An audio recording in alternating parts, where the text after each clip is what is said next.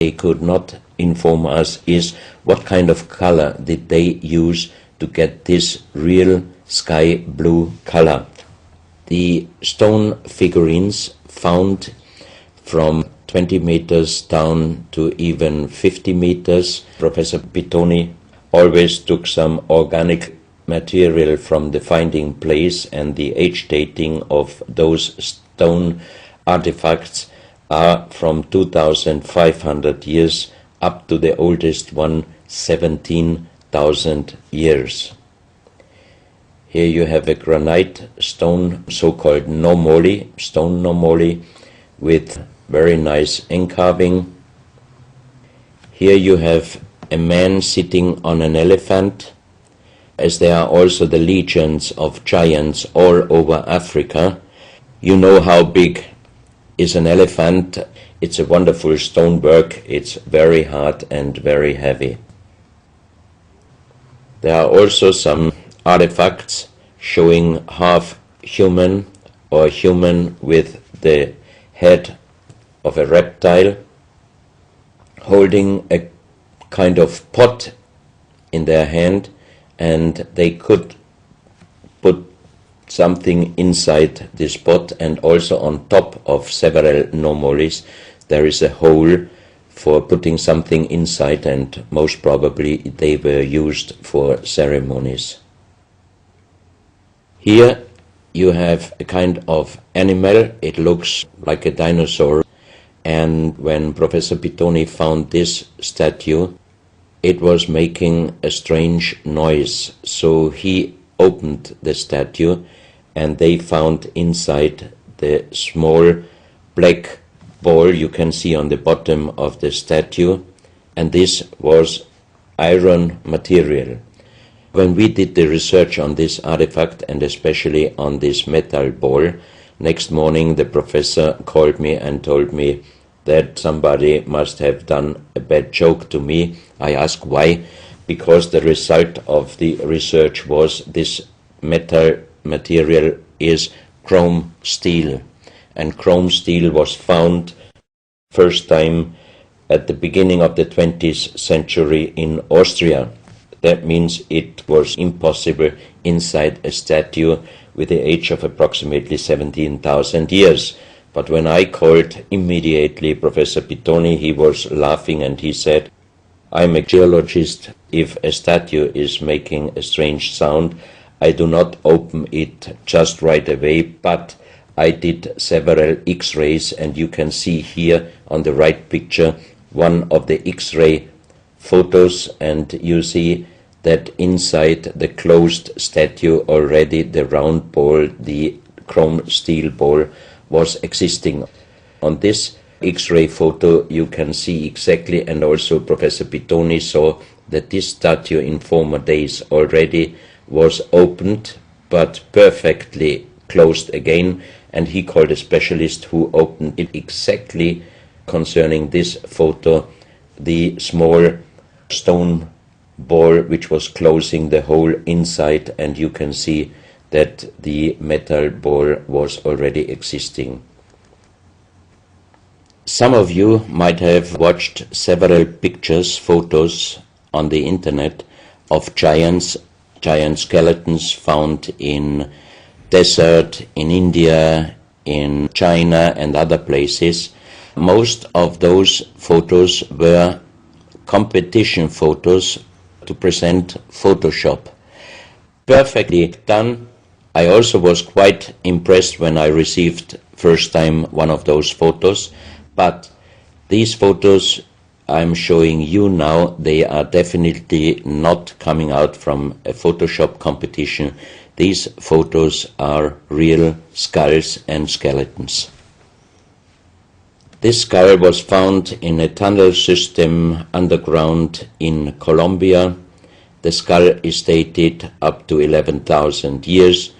The skull is bigger than normal skull, and the front teeth of the jaw are lined up in a different way than our teeth.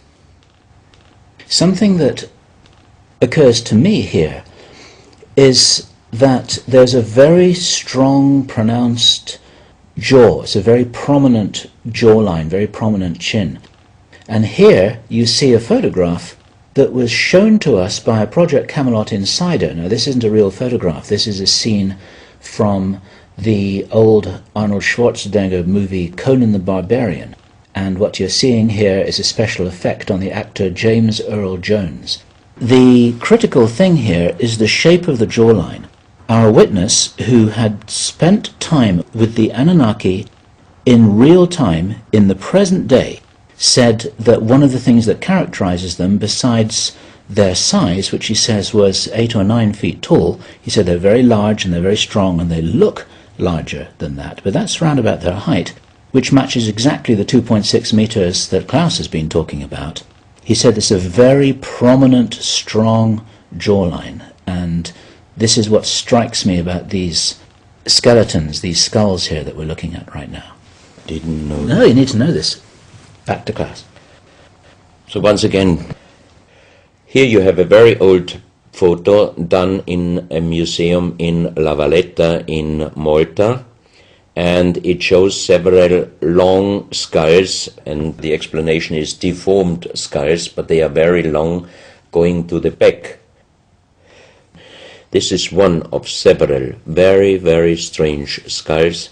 They are presented in a small museum in Ica in Peru. Ica is located close to the famous Nazca lines, and the museum is called Museo Maria Reiche, the German lady who was researching her whole life about the Nazca lines. And in this museum you can see the most strange skulls I ever saw, all found in this area close to the Nazca lines. So the question is, what kind of humans were living there and how did they get those skull forms? And especially this one, definitely several doctors and experts told me it would not be possible to create such a kind of deformation, because through deformation you do not get the double bone material on the skull, and on this skull even you have particles of the skin and hairs, and I think it would not be difficult to do a age dating and especially a DNA analysis of this skull. On this picture I show you some legendary skeleton forms of giants. In the year of 1964, in the south of Ecuador, in the province Loja, there broke down a part of a mountain platform, and Father Carlos Vaca, who was working as a priest in hospitals, he was called to this place and he found the broken bones of a giant. There broke down a part of a mountain platform, and Father Carlos Vaca, who was working as a priest in hospitals, he was called to this place and he found the broken bones of a giant. Good. Well, Klaus, I asked you if you would take us on a journey, and for the last nearly an hour, I think it is, you've taken us on a fascinating journey, not only around the world, but through time, back as long ago as 17,000 years. And it's a real reminder of how little we know about what our history really is. These are important pieces of an important puzzle, and you're doing an enormous amount to raise people's awareness of what it is that we're not shown in many museums, what it is that we don't read in anthropological textbooks, and what it is that many university professors still refuse to recognize. And thank you so much for your part in helping to raise our own understanding of our history on planet Earth. Klaus, thank you.